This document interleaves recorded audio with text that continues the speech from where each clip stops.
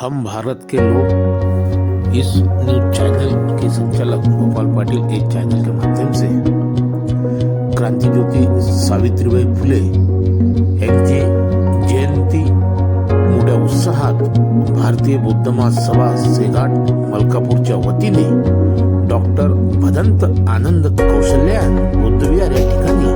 मोठ्या उत्साहात साजरी झाली। या कार्यक्रमामध्ये छोट्या छोट्या मुलांनी मुलींनी